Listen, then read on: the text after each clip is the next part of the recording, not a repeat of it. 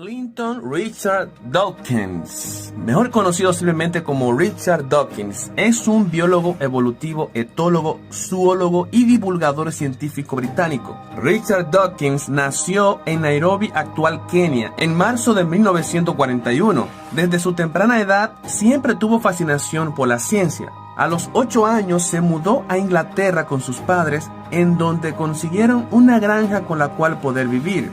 Abrazó la fe cristiana hasta la adolescencia, cuando llegó a la conclusión de que la teoría de la evolución ofrecía una mejor explicación de la complejidad de la vida que el creacionismo, dejando de lado a Dios. Ha publicado muchos libros a favor del ateísmo y la evolución, atacando la existencia de Dios y las religiones, especialmente el cristianismo. Y desde que publicó su más destacable obra en este tema, El espejismo de Dios, ha participado en numerosos debates sobre religión, tanto con científicos creyentes como personajes influyentes dentro del cristianismo, islam y judaísmo. Dawkins es conocido como el ateo más famoso del mundo en la actualidad. Sin embargo, lo más interesante de esto es que él ya no se considera a sí mismo ateo. Por ejemplo, en el 2002, Richard Dawkins dio una conferencia hablando acerca del ateísmo militante, y en dicha conferencia él se identificaba como un ateo más.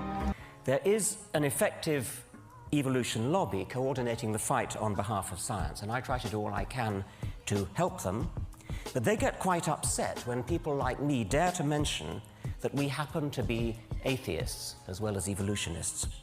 We happen to be atheists as well as evolutionists.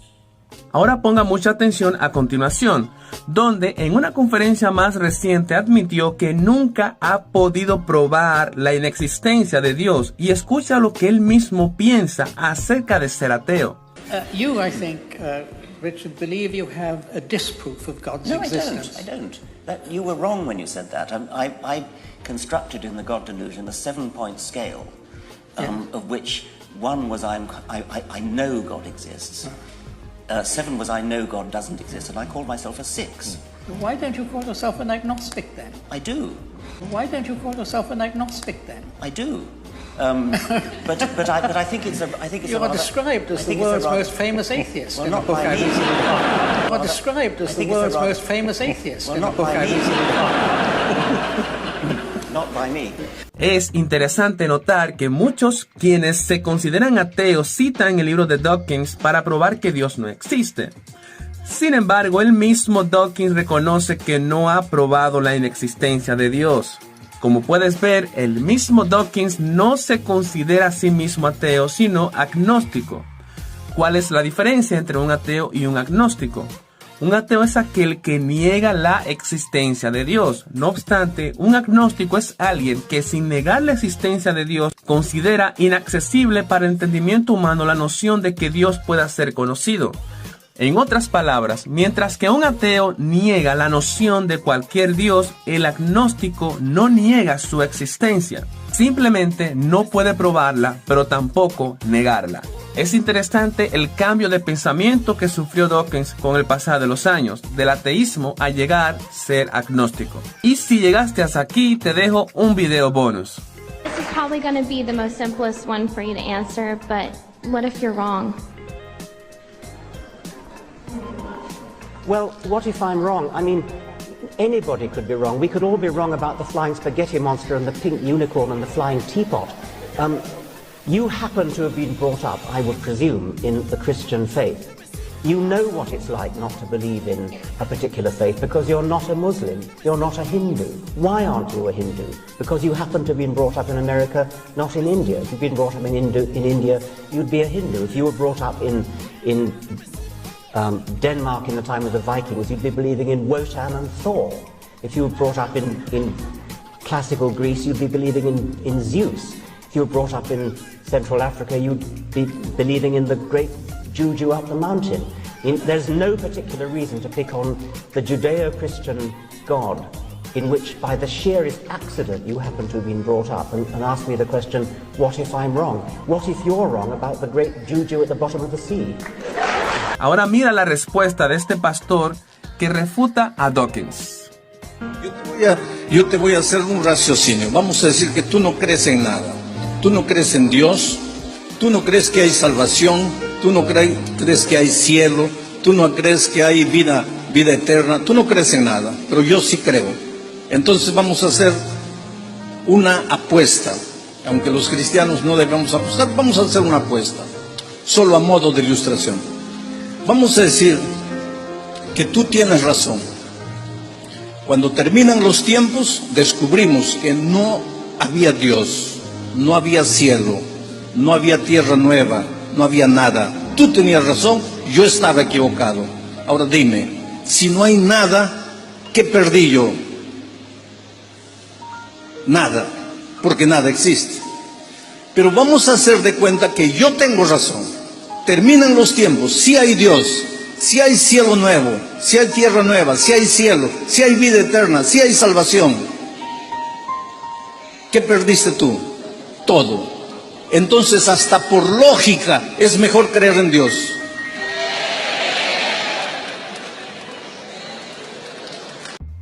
The most famous atheist of the last century, arguably, was Anthony Flew. Anthony Flew taught on atheism. By the way, he wrote a book, a landmark book called The Presumption of Atheism. And he taught on atheism at major universities all over Europe and the United States. Wrote, 17 books.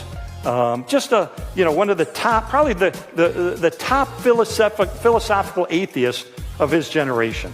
So one day, I'm reading the New York Times a few years ago, and there on the front page it says, Anthony Flew, the greatest atheist in the universe, just said, oops, I was wrong. Sorry, God, exists. Now, I'm a skeptic. My background's in journalism and law. You got to prove it to me. And I thought the New York Times, I thought this was fake news. I thought this can't possibly be true. Because when I was an atheist, Anthony Flew was one of my heroes. So I tracked him down. And I sat him down. And I said, Dr. Flew, you were the greatest atheist of your generation. 50 years you taught atheism. And now you say, oops, I was wrong. Tell me in one sentence why you changed your mind. And this is what he told me. He said, quote, he said, Lee, for one thing, it's the integrated complexity of the biological world. The exact kind of stuff we were just talking about. The integrated complexity of the biological world. He later wrote a book on this topic. Let me read to you his conclusion. He said, I now believe that the universe was brought into existence by an infinite intelligence. I believe that this universe's intricate laws manifest, by the way, that's cosmology right there, right? The universe was brought into existence by an infinite intelligence. Then he said, I believe that this universe's intricate laws manifest what scientists have called the mind of God. That's the physics evidence we talked about. He said, I believe that life and reproduction originate in a divine source. He said, why do I believe this? Given that I expounded and defended atheism for more than half a century? He said, the short answer is this. This is the world picture as I see it that has emerged from modern science. And I came to the same conclusion. I came to realize that if I were to maintain my atheism, I would need to believe that nothing produces everything, that non-life produces life, that randomness produces fine-tuning, that chaos produces information, that unconsciousness produces consciousness, and that non-reason produces reason. And friends, I just did not have enough faith to continue to believe that.